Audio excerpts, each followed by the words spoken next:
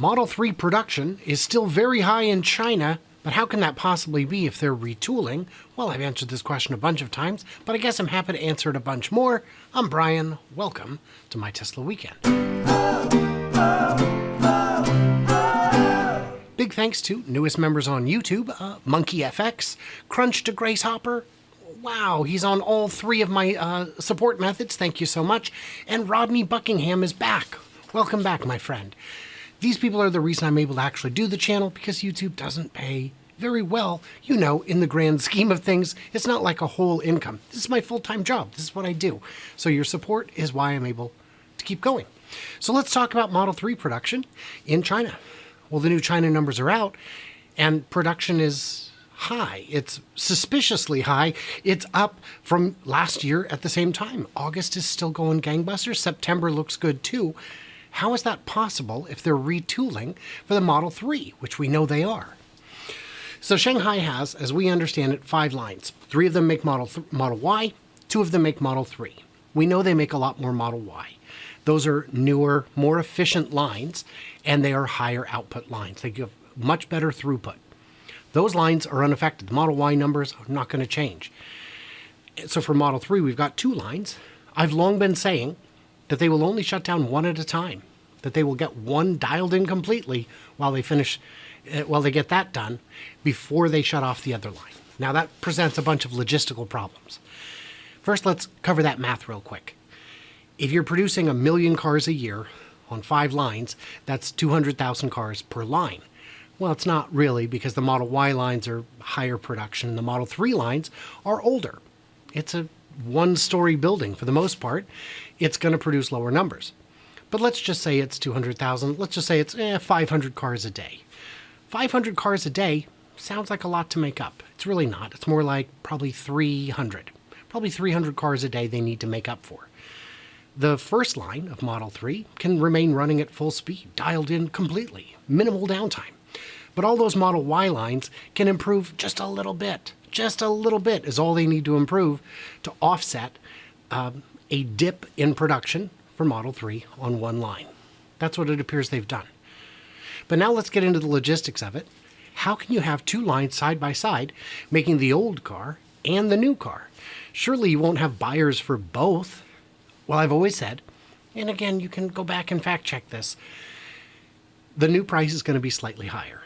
Now, it looks like the new price for the Model 3 in China might be slightly lower, but you can only get it in standard range and long range. There's no performance.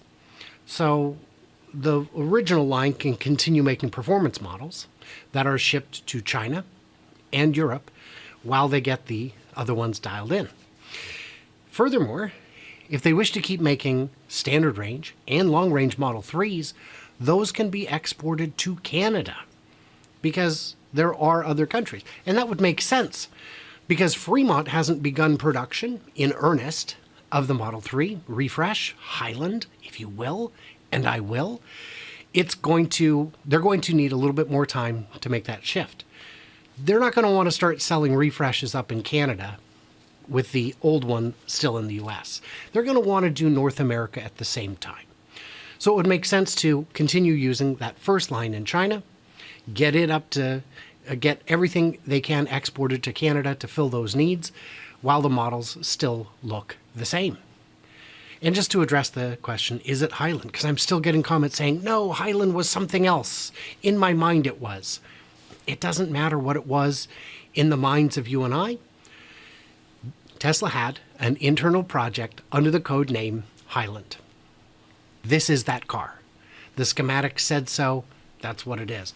Well, I called the service center and I asked for the Highland and they told me something different. The service centers don't know much. They certainly don't know about operations and they don't have any inside scoop. If they did, the leaks would be constant. I've talked to service center insiders and they are not always the most knowledgeable. And when they do know things, they're not always the most forthcoming. There are people at service centers who I've met who do have some inside scoop, who have been there a long time and are on the career path that will take them up into corporate soon enough. When they know something that's very exciting, they don't share it. because if they did, they wouldn't be in that position for long. What the service centers say rarely pencils out, unless it's already common knowledge. They don't follow this stuff the way you and I do.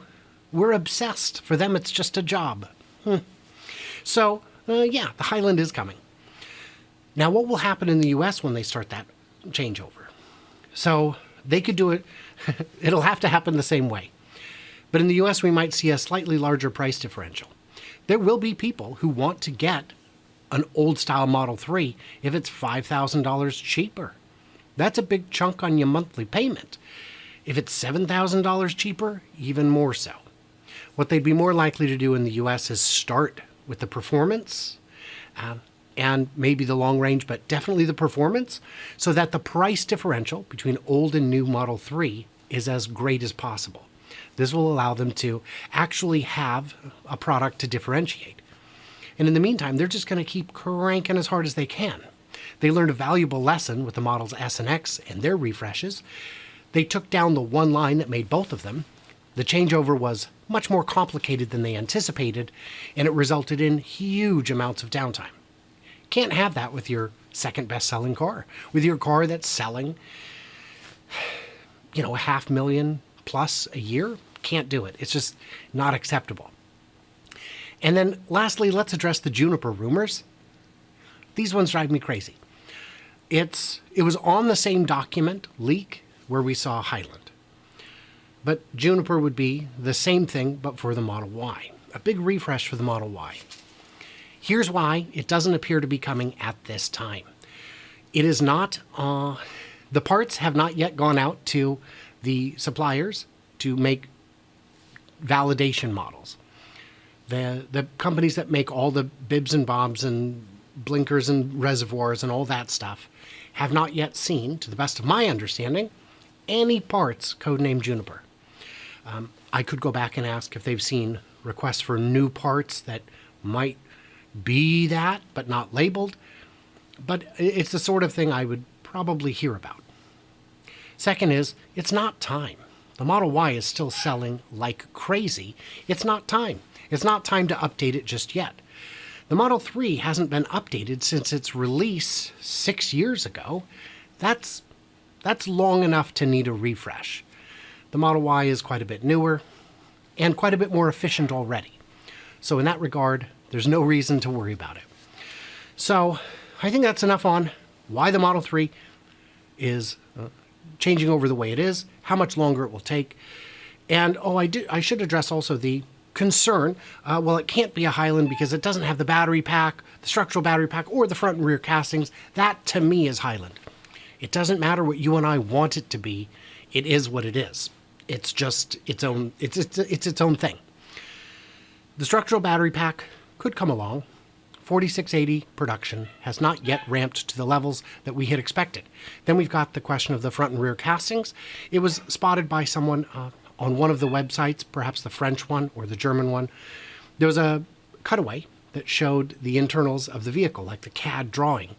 And we could see that the way the front end, the whole front end, attaches is different than it used to be, and it is outside the firewall. So it doesn't go through the firewall the way it used to. It is not part of the firewall, but a separate element, meaning they could switch out and go to castings soon enough. So there we go. What did I miss? What did I misunderstand? Stay tuned, stay juicy, and I can't wait to hear from you clever robots awfully soon. But did I mention that I'm going to be at Fully Charged in Vancouver, BC in a matter of days, the 8th through the 10th. I'm going to be speaking on 2 different panels, which should be very exciting. I've got some discount codes that I'll put up on the screen right now. If you'd like to get tickets, you can get a discount by using my code, and you can see me there. It'll be a lot of fun. Try and find me. Come say hello. I'd love to meet you. So stay tuned, stay juicy, and I can't wait to hear from you clever robots in Vancouver, perhaps.